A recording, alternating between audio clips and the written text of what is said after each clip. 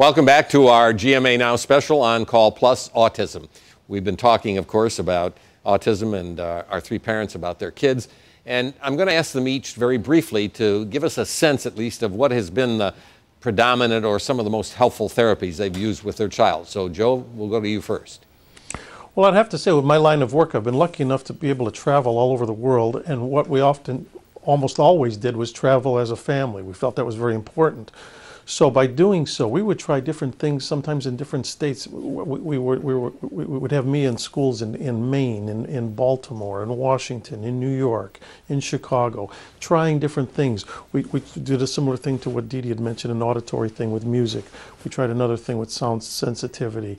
We did things with, there are lots of different things out there. And again, all I would say is parents should just be aware of what's out there. I suppose there's no harm in trying any number of different things and just see if it makes a difference. I don't, everyone would like to be able to say there's a magic bullet, there's a magic pill that's going to fix it all. Obviously there isn't, or they certainly haven't found it yet. But in terms of one therapy, if there is that one thing, I don't know what that one thing is, but the main thing is do what you can to integrate them into a normal life. Very good point. Ken? I think the best thing I've ever done for Chris is to get him into a very good charter school in Milwaukee. It's called Wings Academy. There we go. And what's really important is that the staff knows about autism. I've had him in a public school before that, and I've had teachers who said, why is he doing this? And I had a principal that said, I don't know what he's doing in this school. So it can be very discouraging. But take the time, find the right school, ask lots of questions. And Dee Dee? Yes, Danny got into a wonderful school called the Devereaux Millwood Learning Center, and they use the ABA, Applied Behavior Analysis approach to learning, breaking everything down into its components and mastering one and then moving on. And you see these building blocks bring a new knowledge, and we also use this, Therese Dana's social skills, where she taught him how to manage his disappointments because those tantrums just could not go on. So she made a file, and he could file away. He could identify what was frustrating him, waiting, a change of plan, a change of schedule, a teacher absent.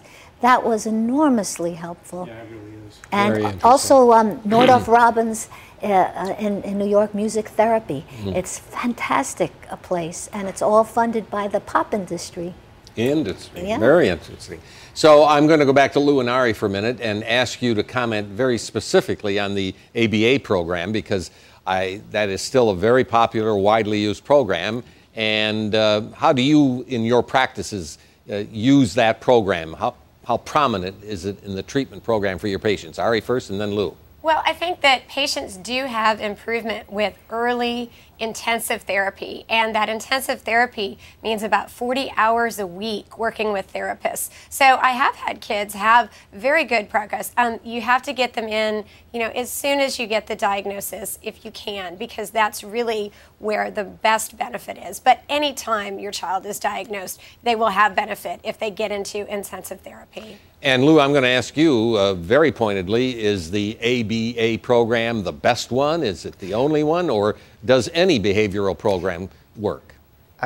It's very important, as you've emphasized, Tim, to remember that autism is a spectrum of disease and that each child has a different profile and different needs.